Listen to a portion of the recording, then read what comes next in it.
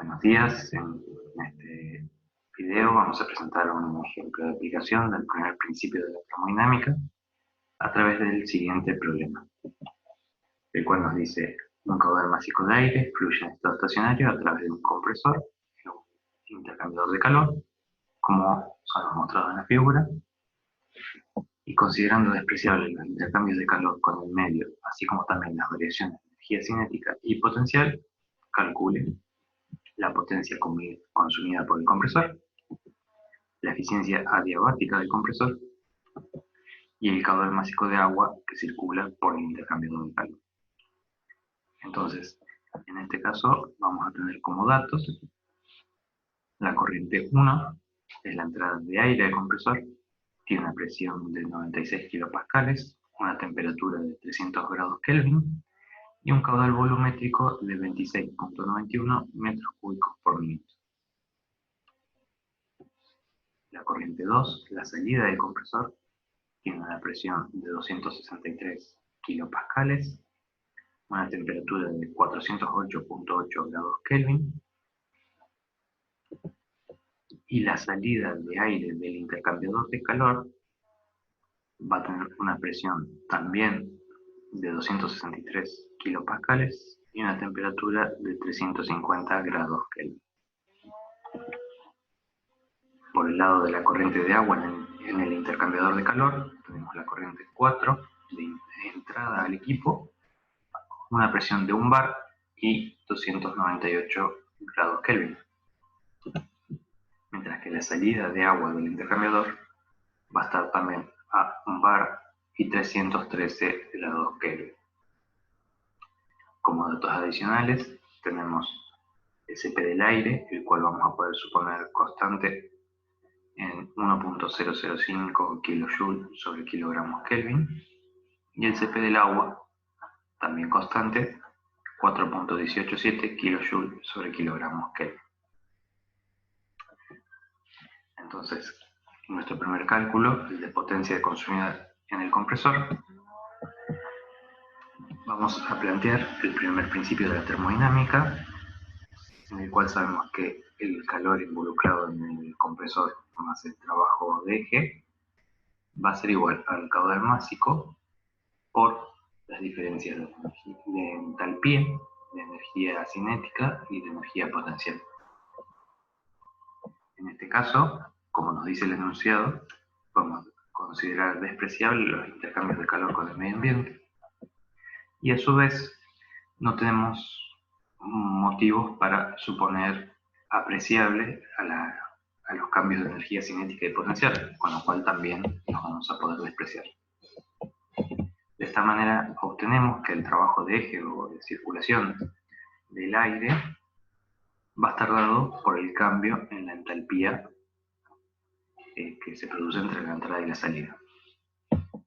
Por tratarse de un gas ideal, podemos decir directamente que la entalpía va a estar dada por la integral de la capacidad calorífica a presión constante sobre la temperatura. Y como sabemos de datos que la capacidad calorífica es constante, podemos directamente integrarla y decir que el trabajo de eje va a estar dado por el caudal másico, por la capacidad calorífica, por la diferencia de temperatura entre las corrientes de entrada y de salida. Sabemos el dato de CP, sabemos la diferencia de temperatura entre la entrada y la salida, pero no tenemos de dato el caudal másico que circula en el equipo. Entonces, bien, vamos a calcular el caudal másico a la entrada del equipo, que por estar en estado estacionario va a ser el mismo caudal que tenemos a la salida, a partir del caudal volumétrico y de la densidad del gas en el estado de entrada. La densidad, si consideramos que es un gas ideal, la podemos calcular a partir de la ecuación de estado a través de la relación que es presión por el peso molecular del gas dividido la constante universal de los gases ideales por la temperatura. Tenemos todos los datos a la entrada de presión y temperatura Con lo cual, si reemplazamos estos valores, conseguimos una densidad de 1.116 kilogramos por metros cúbicos. Esta densidad la reemplazamos junto con el caudal volumétrico en la expresión del caudal másico y obtenemos un valor de 0,501 kilogramos por segundo de aire circulando en nuestro sistema. Ahora sí, podemos reemplazarlo en nuestra expresión de potencia y obtener finalmente que la potencia consumida por el compresor es 54.78 kilowatts, que es equivalente a kilojoule por segundo. En una segunda instancia, debemos calcular cuál es la eficiencia diabática del compresor.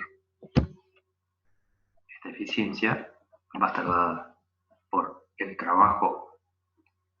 que consumiría el compresor en condiciones reversibles versus el trabajo que consume el compresor realmente. Ambas expresiones, para el caso de un gas ideal con Cp constante, van a estar dadas por el caudal másico por Cp por el delta T, tal como utilizamos anteriormente. Sin embargo, estas temperaturas, en cada caso, van a estar dadas o por la temperatura de salida reversible o por la temperatura de salida real, que es la que conocemos de datos. En este caso, el caudal y el Cp, si son los mismos, los podemos cancelar en nuestra expresión y nos queda de incógnita la temperatura de salida si el compresor fuera reversible. La temperatura de salida para una conversión reversible adiabática, como en nuestro caso, en el cual despreciamos los intercambios de calor con el medio ambiente, va a estar dado por la expresión que se muestra, que es función de la temperatura de entrada, de la relación de compresión, es decir, la relación entre la presión de salida y la presión de entrada, y el coeficiente adiabático, gamma, el cual es la relación entre el Cp y el Cv del aire en este caso. Como solo tenemos de datos Cp, pero sabemos que se trata de un gas ideal, podemos reemplazar Cv por la expresión Cp-R, que reemplazando sus valores y teniendo cuidado que la constante R de los gases ideales la tenemos que dividir por el peso molecular para convertirla en la constante específica para el aire, obtenemos un coeficiente adiabático de 1.4. Si este coeficiente adiabático lo reemplazamos en la expresión anterior junto con la temperatura de entrada y la relación de compresión que teníamos, conseguimos que la temperatura de salida para el caso de la compresión reversible hubiese sido de 400.1 grados Kelvin. Entonces, esta temperatura de salida reversible podemos volver a nuestra expresión anterior de la eficiencia diabática del compresor y reemplazándola obtenemos una eficiencia del 92%. Por último, queremos calcular cuál es el caudal másico de agua que necesitamos para refrigerar la corriente de aire de salida del compresor desde la T2, que era 408.8 grados Kelvin, hasta la T3, que es de 350 grados Kelvin.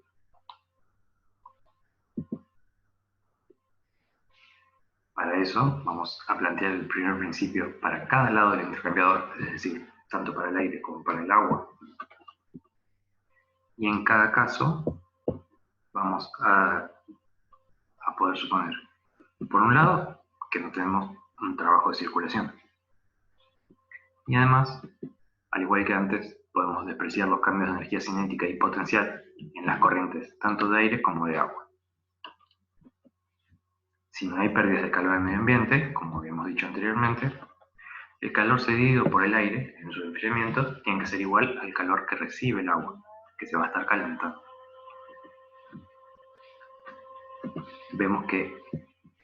esta igualdad es con un cambio de signo, ya que el calor cedido por el aire va a tener un valor negativo, por tratarse de un calor cedido precisamente, mientras que el calor recibido por el agua va a ser positivo. Ahora bien, sabíamos del primer principio entonces que cada calor en cada corriente va a estar dado por su caudal másico por el delta H, la diferencia de entalpía entre la salida y la entrada. Despejando el caudal de agua, vamos a conseguir que esto va a ser el caudal de aire por el delta H del aire sobre el delta H del agua. De nuevo tenemos este signo menos adelante de la expresión, debido a que el delta H del aire va a ser negativo porque se trata de un enfriamiento. Entonces, para compensar, nos aparece este signo menos por delante, que es propio del despeje de la ecuación simplemente. No es que está agregado ni nada por el estilo. Nuevamente, si asumimos Cp constante, vamos a conseguir que estos delta H los podemos reemplazar por Cp del aire o del agua multiplicado por su diferencia de temperatura. Todos estos son datos que nos da el problema, con lo cual podemos reemplazar directamente y encontrar cuál es el caudal de agua requerido. Bueno, esto fue todo en este ejemplo. De cualquier duda pueden consultarnos a través del aula virtual, como siempre, y estamos a su disposición. Hasta luego.